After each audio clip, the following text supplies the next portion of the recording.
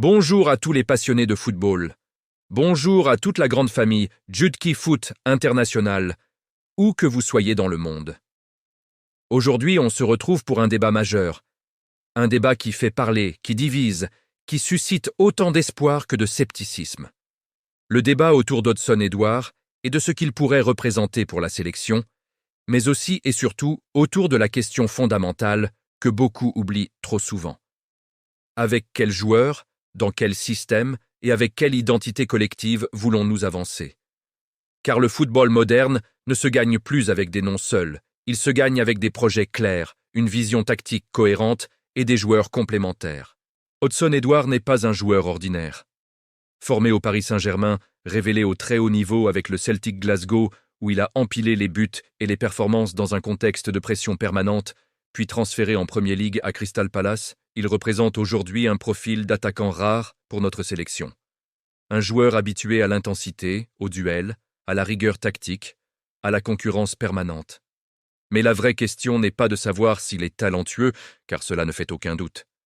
La vraie question est de savoir s'il peut être intégré intelligemment, utilement, durablement, dans une sélection qui cherche encore une identité stable et un projet clair. Odsonne-Édouard est un avant-centre moderne. Ce n'est pas un simple numéro 9 qui reste planté dans la surface à attendre le ballon. C'est un attaquant qui aime décrocher, participer au jeu, créer des espaces pour les autres, combiner dans les petits périmètres. Il est plus efficace lorsqu'il est entouré de joueurs techniques, mobiles, capables de jouer entre les lignes et de lui fournir des ballons exploitables. Et c'est là que commence le véritable débat. Avons-nous aujourd'hui, ou pouvons-nous construire, une équipe capable de mettre Odsonne-Édouard dans les meilleures conditions? Car il faut être honnête. Combien de joueurs de haut niveau sont venus en sélection avec un énorme potentiel pour finalement repartir frustrés, mal utilisés, isolés, critiqués, non pas parce qu'ils étaient mauvais, mais parce que le système collectif ne leur correspondait pas? Le football international, surtout dans des zones comme la CONCACAF, est brutal, intense, souvent désorganisé. Sans structure claire, même les meilleurs attaquants deviennent invisibles. C'est pour cela que le débat ne doit pas se limiter à Odsonne-Édouard lui-même, mais s'élargir à la liste des joueurs que nous espérons voir convoqués autour de lui. Une sélection compétitive commence par une base solide. Un gardien sûr, capable de rassurer sa défense, bon dans le jeu au pied pour lancer proprement les attaques. Une défense disciplinée, avec des centraux solides dans les duels et des latéraux capables d'apporter de la largeur et de la profondeur. Sans latéraux offensifs, un attaquant comme Odsonne-Édouard se retrouve rapidement isolé, obligé de décrocher trop bas pour toucher le ballon. Au milieu de terrain, les exigences sont encore plus élevées. Il faut un véritable équilibre. Un milieu défensif capable de casser les lignes adverses, de récupérer les ballons, de protéger la défense. Un milieu relayeur capable de se projeter, de faire le lien entre la défense et l'attaque, de jouer simple mais juste. Et surtout, un joueur créatif, un véritable numéro 10, ou un meneur de jeu moderne, capable de jouer entre les lignes, de casser les blocs, de donner la dernière passe. Sans créativité au milieu, aucun avant-centre, aussi talentueux soit-il, ne peut s'exprimer pleinement.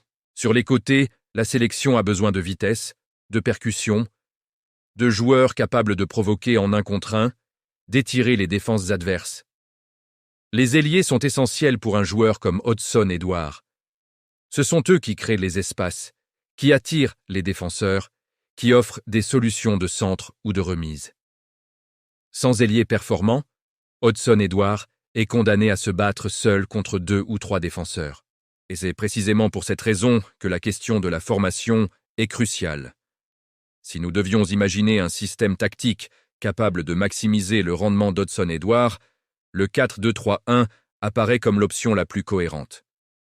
Ce système lui permet d'évoluer en pointe, avec un soutien constant derrière lui. 2 milieux défensifs pour sécuriser l'équilibre, 3 joueurs offensifs capables de créer, d'éliminer, de combiner, et une défense suffisamment structurée pour éviter les déséquilibres. Dans ce système, Odsonne-Édouard n'est jamais seul. Il peut décrocher, combiner, attaquer la profondeur ou finir les actions dans la surface.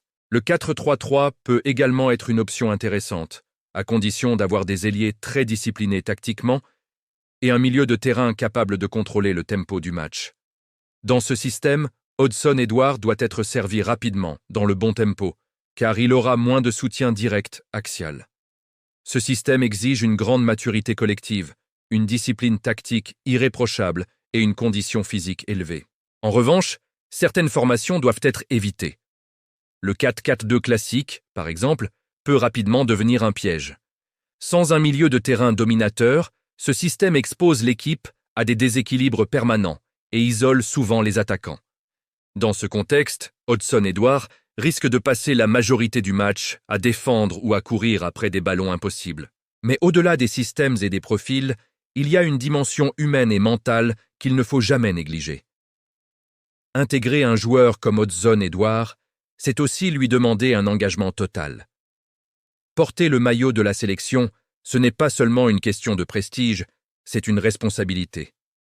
Cela implique d'accepter les conditions parfois difficiles, les déplacements compliqués, les terrains difficiles, l'intensité des compétitions régionales.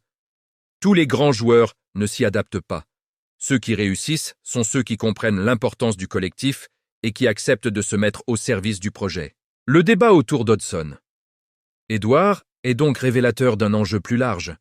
Voulons-nous construire une sélection autour d'individualités ou autour d'un projet collectif solide? La réponse à cette question déterminera non seulement le succès ou l'échec d'Hudson-Edouard en sélection, mais aussi l'avenir de toute l'équipe nationale. Car le football moderne ne pardonne plus l'improvisation. Il exige de la planification, de la cohérence et une vision à long terme. Alors oui, Hudson-Edouard peut être un atout majeur. Oui, il peut apporter une dimension nouvelle à l'attaque. Oui, il peut faire rêver les supporters. Mais seulement si les décisions autour de lui sont intelligentes, réfléchies et cohérentes. Le talent seul ne suffit plus. C'est le collectif qui fait la différence. Et c'est à nous, passionnés, observateurs, supporters, de continuer à poser les bonnes questions, à exiger une vision claire et à soutenir un projet ambitieux mais réaliste. Si cette analyse vous a plu, n'oubliez pas de liker la vidéo, de vous abonner à Jude Qui Foot International, de partager autour de vous et surtout de laisser votre avis en commentaire. Le débat est ouvert. Hudson-Edouard. Oui ou non? Et surtout, dans quel projet?